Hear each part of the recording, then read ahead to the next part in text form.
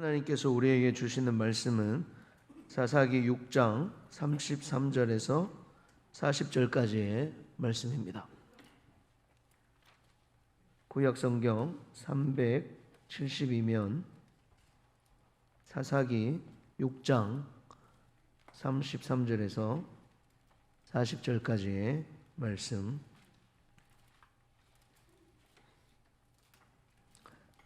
제가 봉독해 드리겠습니다. 그때 미디안과 아말렉과 동방 사람들이 다 함께 모여 요단강을 건너와서 이스라엘 골짜기에 진을 친지라. 여호와 영이 기드온에게 임하시니 기드온이 나팔을 불매 아비에셀이 그의 뒤를 따라 부름을 받으니라.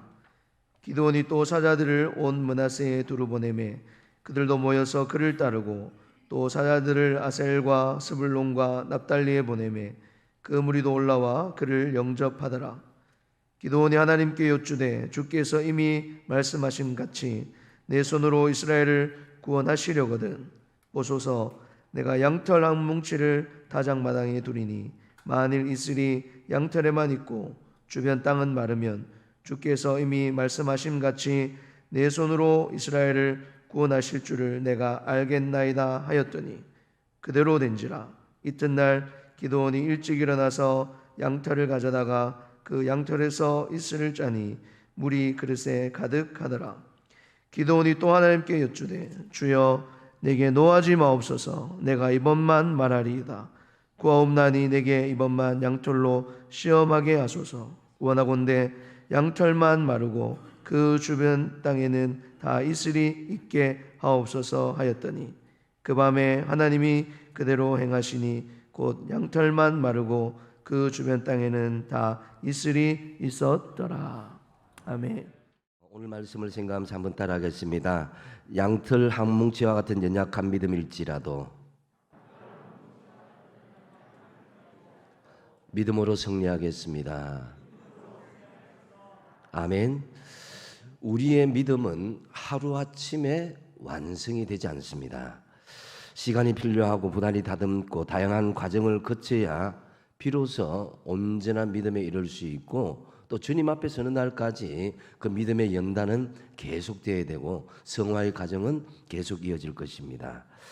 하나님이 원하시는 믿음의 수준에 이르기까지는 넘어야 할 산과 건너야 할 강들, 우리 인생길에 굉장히 많이 있음을 볼 수가 있습니다.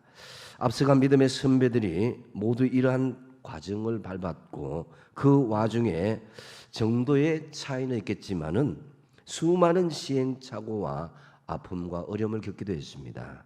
때로는 자기 자신의 불완전한 믿음 때문에 밤을 지새우기도 하고 갈등과 고민들 그리고 회의로 남모르는 고통을 겪기도 하는 그런 과정을 겪습니다. 기드온도 예외가 아니었습니다. 적군 미디안 연합군이 침입했다는 소식을 접하자 용기를 내어서 이스라엘 군대를 소집하여서 일전을 준비하고자 했습니다. 그런데 막상 전투에 나가려고 하니까 너무나 불안하고 자신의 믿음의 연약함을 깨닫게 됩니다. 수적인 열세는 고사하고 오합지졸에 불과한 이스라엘의 군사들을 보니까 더더욱 그랬습니다. 평상시 전쟁을 대비하여서 전투력을 연마한 것도 아니고 호미 들고 농사 짓다가 막대기 가지고 양을 몰다가 급하게 달려온 의용군과도 같은 사람들이었습니다. 이러한 군사를 이끌고 막강한 미디안 군대를 상대한다는 것은 계란으로 바위치기 같은 그런 무모한 자살 행위와도 같은 그런 현실이었습니다.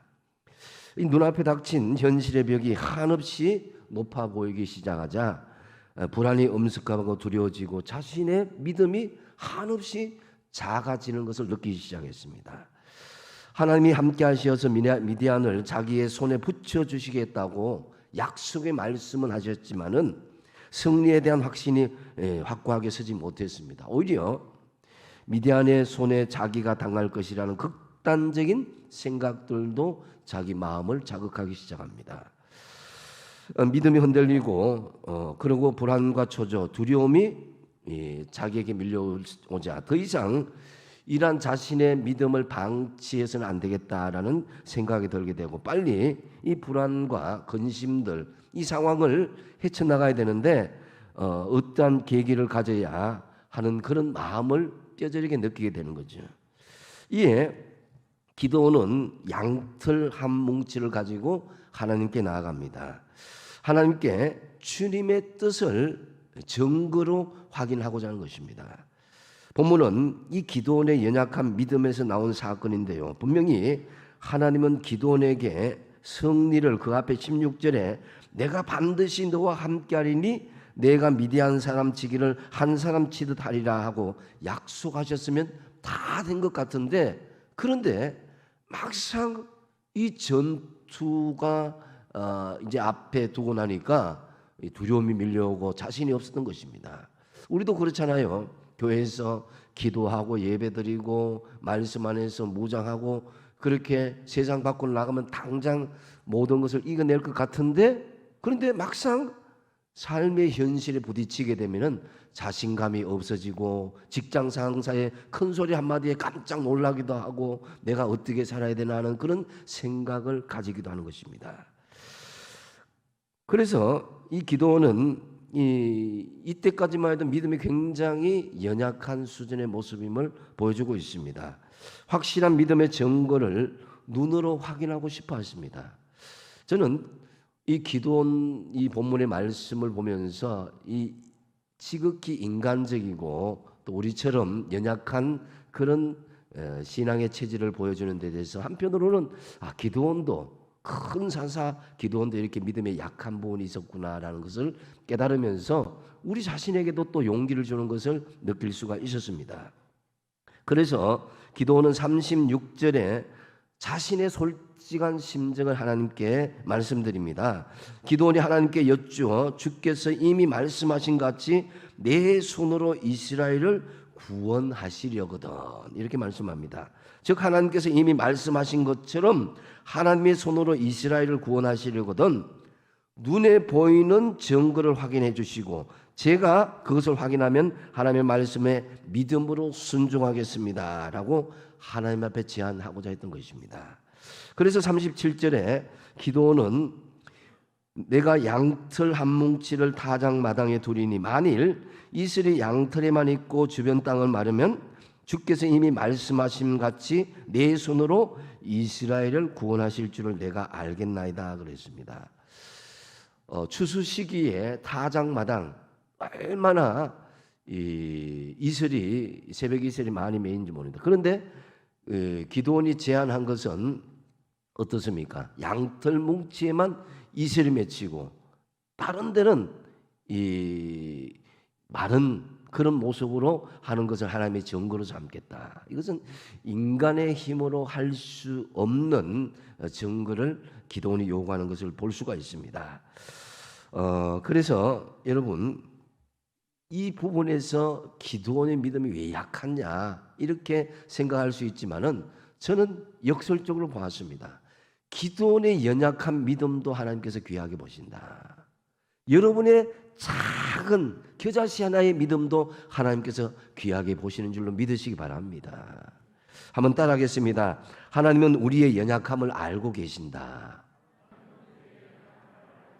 한 번 더 따라하겠습니다. 양털 한 뭉치의 믿음도 귀하게 보신다. 아멘. 여러분들이 두려워하는 것, 연약한 믿음의 체질들 이런 것을 하나님 다 아신다는 거예요. 그래도 양털 한 뭉치를 가지고 나아가는 이 연약한 믿음을 하나님께서는 외면하지 않으신다는 거예요. 하나님께서는 귀로 듣고는 확신이 서지 못하는 기도원을 기도원이 원하는 대로 두 눈으로 생생하게 확인할 수 있도록 도와주는 것입니다. 행여 약한 신앙에 낙심되어서 주저앉지는 않을까 성령께서 근심하기까지 하면서 하나님께서는 우리를 그렇게까지라도 붙들어 주신다는 것입니다.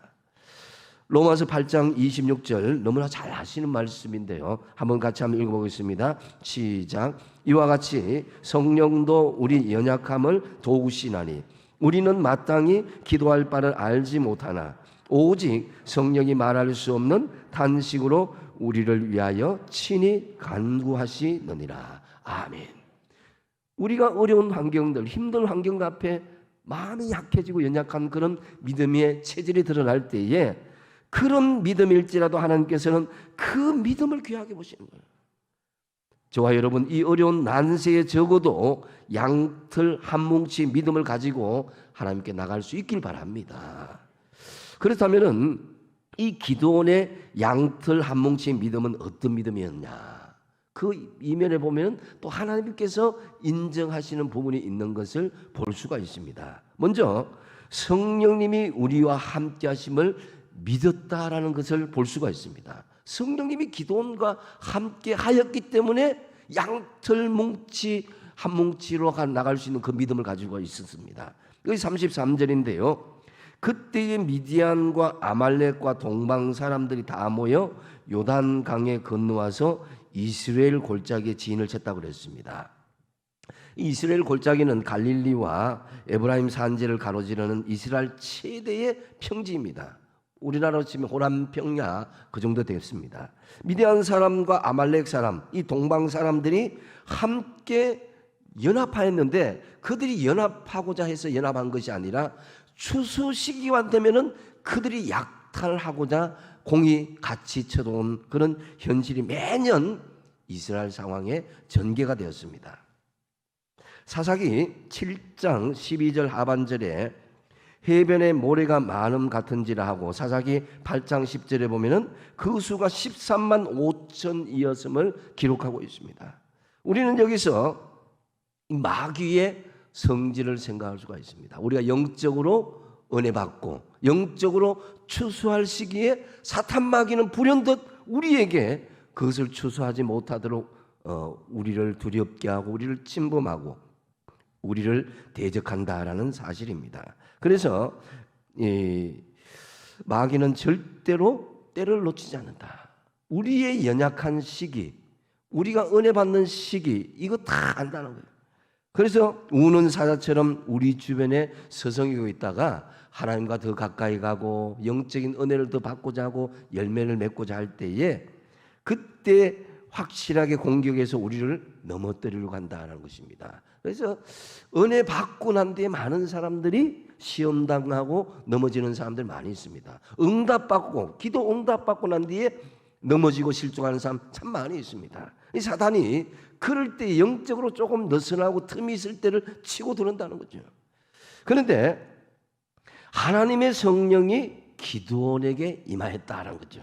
34절 말씀, 여호와의 영이 기드온에게 임하시니 기드온이 나팔을 불매 아비에셀이 그의 뒤를 따라 부름을 받으리라 그랬습니다. 여호와의 영이 임하였다. 이 히브리어로 임하였다는 말은 라바스위라는 이 표현은 이 옷을 입은 것처럼 이 둘러싸고 덮고 감싸다라는 그런 표현입니다.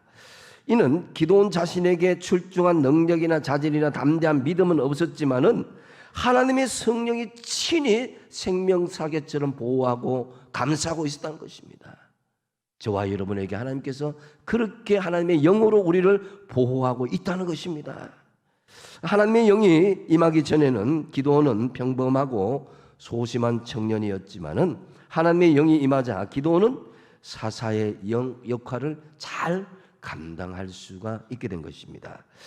이 스룹바벨의 인도로 이스라엘이 과거 이 70년 포로 기간을 끝내고 예루살렘으로 돌아와서 성전을 다시 수축하려고 할 때 굉장히 난관이 많았죠. 과거에. 그래서 스룹바벨은 주저앉은 이스라엘 백성들에게 용기를 북돋으면서 이런 말을 했습니다. 스가랴 4장 6절 말씀에 이는 힘으로 되지 아니하며 능력으로 되지 아니하고 오직 뭐라고요? 나의 영으로 되는 하나님의 성령으로 된다고 그랬습니다.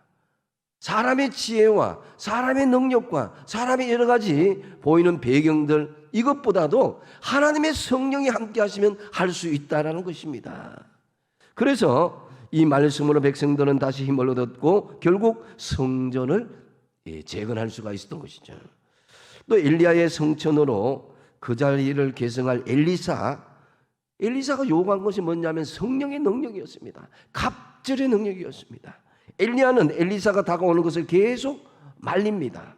그러나 엘리사는 계속 따라다니면서 그렇게 나아가자 엘리야는 엘리사에게 네가 나에게 구하는 것이 무엇이냐 이렇게 묻자 엘리사가 엘리야에게 이렇게 요청합니다. 열왕기하 2장 9절에 보면 엘리사가 이르되 당신의 성령이 하시는 역사가 갑절이나 내게 있게 하소서. 사람이 할 수 있는 것이 아님을 이 엘리사는 알게 된 것입니다. 그래서 영적인 욕심을 내어서 성령이 하는 능력을 내가 갑절이나 허락하여 주시면 하나님의 사역을 내가 감당할 수 있겠습니다. 내가 하는 것이 아니라 하나님의 영이 성령이 함께 하실 때 이룰 줄 믿습니다라는 그런 믿음으로 나갔을 때에 이 엘리사는 정말 엘리야의 갑절의 능력을 받고 하나님의 사역을 잘 감당할 수 있게 된 것입니다.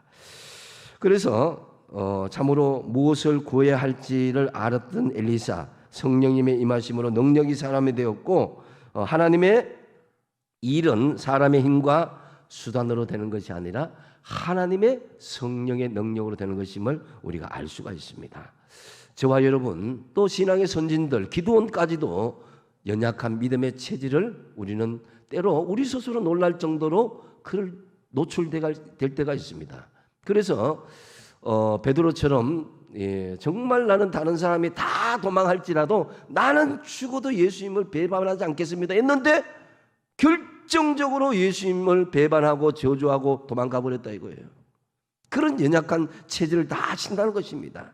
우리의 연약한 믿음, 양털 한 뭉치의 믿음만 있을지라도 성령님이 우리와 함께 하시면 능치 못할 일이 없을 줄로 믿습니다. 참으로 우리의 양털 한 뭉치의 믿음 위에 성령님이 강력하게 역사하심으로 말미암아서 하나님의 기적을 이루는 저와 여러분 되시기 바랍니다.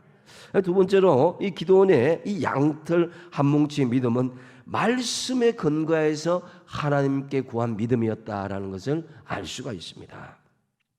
36절에 보면은 기도원이 하나님께 여쭈어 주께서 이미 말씀하신 같이 내 손으로 이스라엘을 구원하시려거든이라고 말씀하고 있습니다. 여기에서 주께서 이미 말씀하신 같이라며 하나님께서 하신 말씀에 근거해서 이스라엘 백성들을 구원하여 달라고 하나님 앞에 간구하는 모습을 볼 수가 있습니다.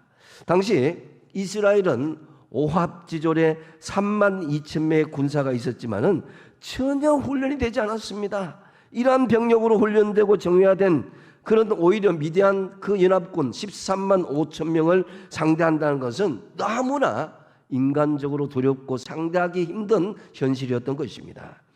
인간적으로 볼 때는 결코 승리할 수 있는 확률이 적었습니다. 하지만 기도원은 하나님 앞에 간구를 합니다. 주께서 이미 말씀하신 것 같이.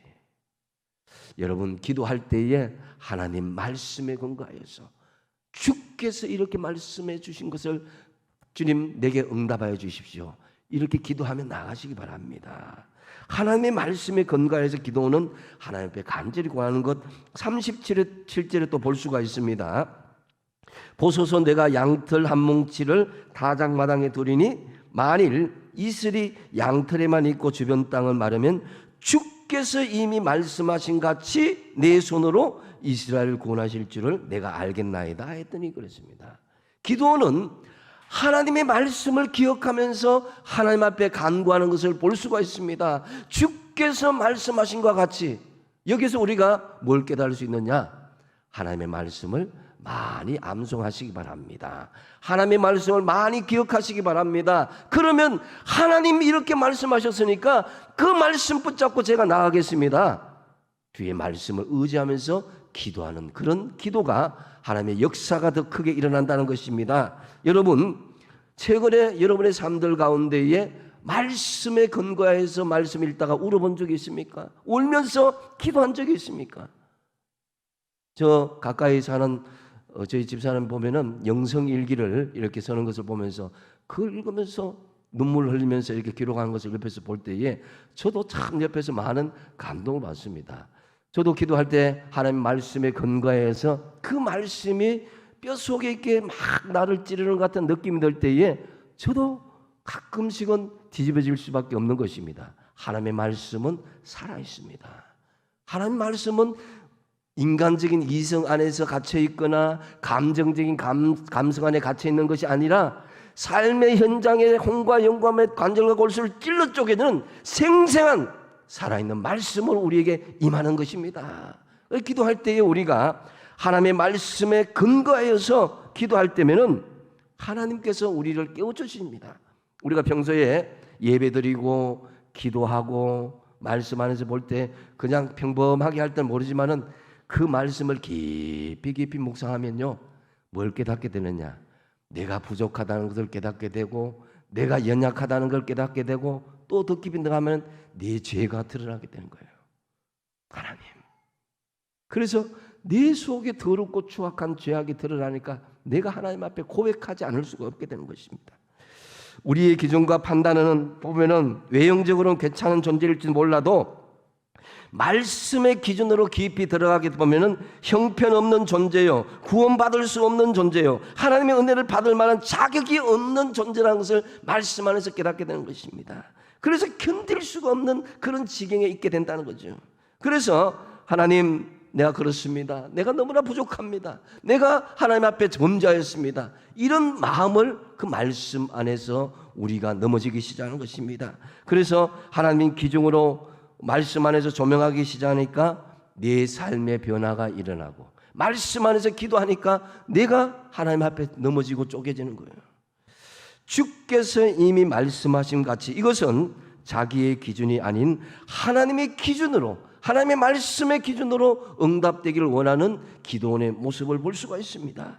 그래서 기도원은 두 번째 걸쳐서 주께서 말씀하신 같이 응답되는 것을 양털 뭉치의 표적을 구합니다. 37절은 타작마당에 둔 양털 뭉치에만 이슬이 있고 사면 땅은 마른 땅이 되는 표적을 요구했고, 두 번째 39절에는 반대로 양털 뭉치만 마르고 사면 땅에는 다 이슬이 맺히는 그런 표적을 구하였습니다. 여러분, 하나님의 말씀은 사람을 변화시키는 능력이 있습니다. 하나님의 말씀을 지식적으로만 아는 사람이 아니라 그 말씀이 살아 역사하시는 하나님의 말씀임을 삶에서 체험하시기 바랍니다. 우리가 성경에 읽는다고 우리의 삶이 자동적으로 변화되는 것이 아닙니다. 말씀 한마디 한마디가 내게 주시는 약속의 말씀이요, 도전해 주신 그 말씀이라는 것을 받아들일 때에 역사가 일어나는 것입니다.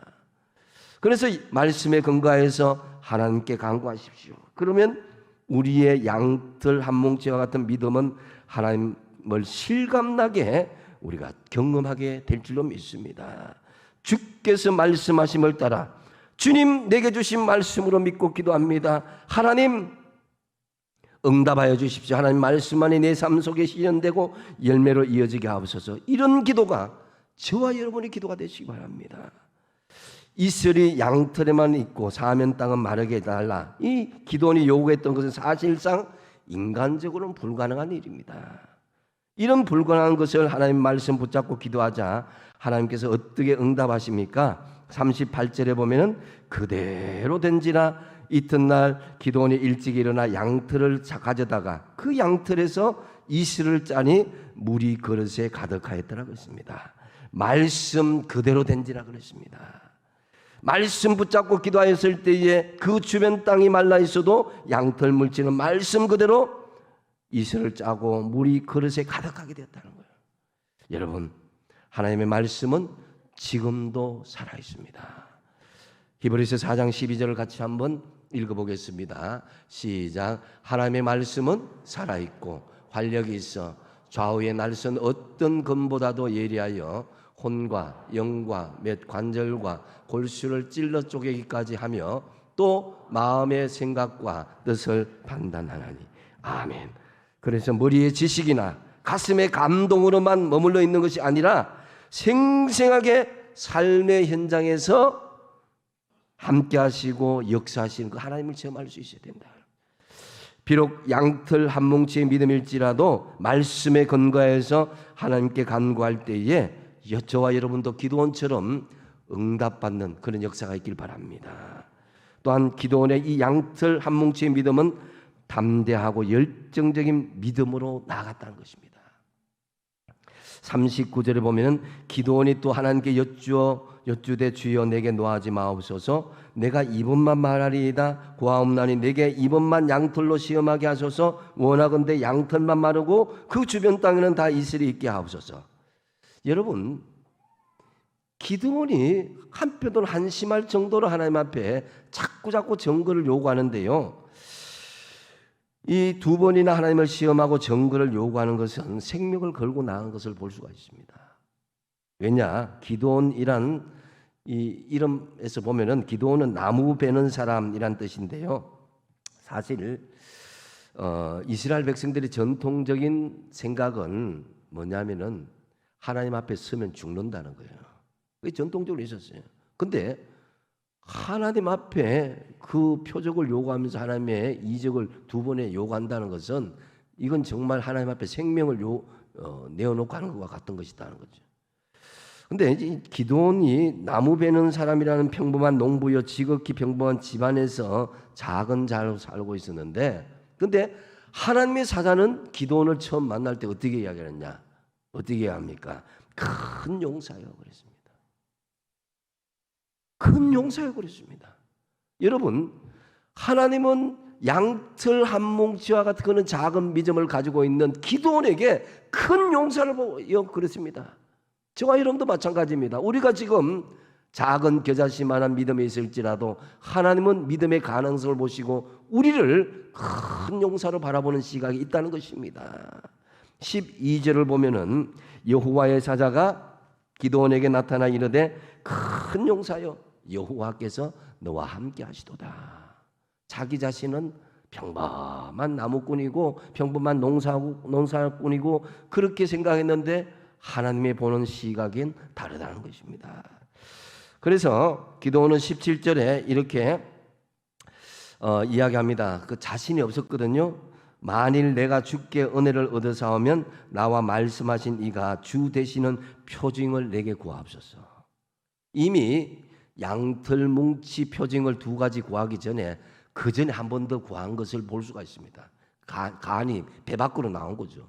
어디 감히 하나님 앞에 이런 표징을 이렇게 습관적으로 요구하는가, 이렇게 믿음이 없는가 생각할 수 있지만은 하나님은 기드온의 작은 믿음을 보신 거예요.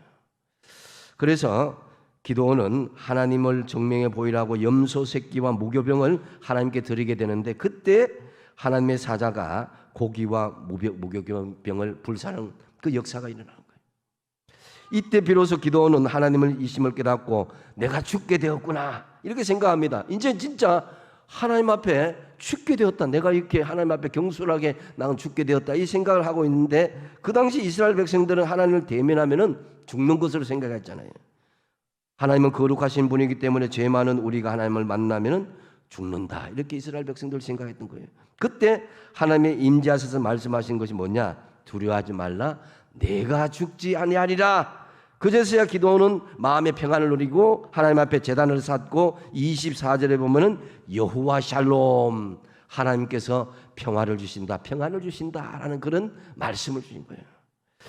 하나님이 주신 평강을 누리게 되자 이제 기드온은 아버지와 같은 하나님을 알았습니다.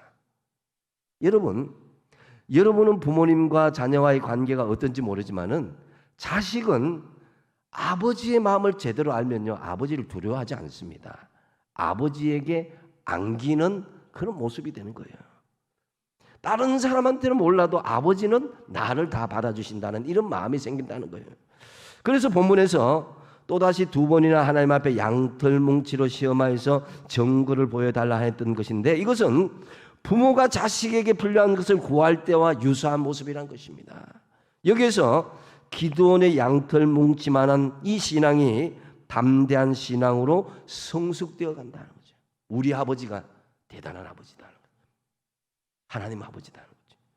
여러분이 만약에 현대 기업의 일가고 삼성 기업의 일가라면은 여러분 물론 뭐 돈이 전부가 아니겠지만은 그것 때문에 세상적으로 할 수 있는 것들이 많다라고 어깨에 힘이 들어가는 건 당연하지 않겠습니까? 그런데 세상에 이 어떤 물질적으로 성공한 사람 이상으로 천하 우주 만물을 주관하시는 그분이 나의 아버지라는 것입니다. 그렇기 때문에 이 기드온이 담대할 수 있었다는 것입니다. 그래서 여러분, 우리가 이 아버지의 마음을 아시고 아버지한테 담대하게 간구한 것, 이게 아버지라는 거예요. 기도할 때 여러분, 아버지 해보십시오. 육신적인 아버지도 아버지지만 영적인 아버지가 얼마나 나에게 평안과 위로를 주고 모든 것을 채워주시라는 믿음이 생긴지 모릅니다. 아울러 우리가 주목해야 되는 것은 기도원의 열정이죠. 보통 사람은 하나님의 말씀을 듣거나 아니면 첫 번째 양털 뭉치 기적으로 충분히 끝낼 수가 있을 텐데, 기도원은 확실하게 2번이나 하나님께 증거를 요구한다. 이 역설적으로 보면은 그만큼 하나님 주신 명령에 순종하고 싶은 열망이 아주 가득했다는 것입니다. 어떻게든지 이 미디안 군대를 물리치리라, 어떻게든지 이스라엘 백성들을 구원해 보겠다는 그런 열정들이 있었음을 알 수가 있습니다. 그때 하나님께서는 어떻게 하셨습니까? 40절에 보면 그 밤에 하나님이 그대로 행하시니 곧 양털만 마르고 그 주변 땅에는 다 이슬이 있었더라고 그랬습니다. 하나님께서 그대로 행하시니, 이번에는 양털 뭉치를 마르고 주변 땅에만 이슬이 맺혀 있었습니다. 그대로 응답하여 주셨던 것입니다. 이게 무슨 의미입니까? 우리 하나님은 하나님을 찾고 또 찾는 열정적인 믿음을 가진 자를 만나주시는 하나님이라는 거죠. 여러분, 힘들고 지치고 믿음이 희미해지고 열정이 식어졌다고 느껴진다면 하나님을 간절히 찾으시기 바랍니다. 모든 것이 막막하고 답답하고 길이 보이지 않고 내 힘으로 극복할 수 없는 한계 보이질지라도 아버지 하나님을 찾으시기 바랍니다. 우리 하나님은 만나주시는 하나님이십니다. 하나님을 찾는 열심을 포기하지 마십시오. 누가복음 18장 7절에 주님께서 말씀하십니다. 같이 한번 읽어보겠습니다. 시작. 하물며 하나님께서 그 밤낮 부르짖는 택하신 자들의 원한을 풀어주지 아니하시겠느냐, 그들에게 오래 참으시겠느냐. 할렐루야. 하나님께서 비유로 우리에게 말씀하신 것입니다. 기도원이 열정적인 사람이라는 것은 기도원의 별명을 통해서 우리가 충분히 짐작할 수 있습니다. 32절에 보면 그날에 기도원이 여룻바알이라 불렀으니 이는 그가 바알의 제단을 파괴하였으므로 바알이 그와 더불어 다툴 것이라 함이었더라 그랬습니다. 기도원의 별명은 여룻바알이라는 것입니다. 바알의 제단을 파괴하였다는 것입니다. 이스라엘 백성들은 하나님의 택하신 백성이었는데 하나님은 누누이 선지자를 통해서 가나안의 신들을 섬기지 말고 하나님만 섬기라고 했습니다. 그러나 이스라엘은 가나안의 풍요와 출산의 신인 바알과 아세라 신을 섬기고 있었습니다. 그들은 하나님을 섬기면서 동시에 가나안에 주신 바알과 아세라를 섬기고 있었습니다. 그렇기 때문에 기도원은 그 열심을 가지고 바알과 아세라, 바알상을 깨트리고 무너뜨리는 것입니다. 여러분, 우리 안에 바알과 아세라, 하나님보다 더 소중하게 여기는 것이 혹 있습니까? 명예나 물질이나 성공이나 출세나 자식, 우리는 수많은 바알과 아세라를 대체하고 있습니다. 하나님은 우리 안에 그 우상들을 다 무너뜨리기를 원하십니다. 하나님은 우리가 모두가 여룻바알이 되길 원합니다. 바알을 깨트리길 원합니다.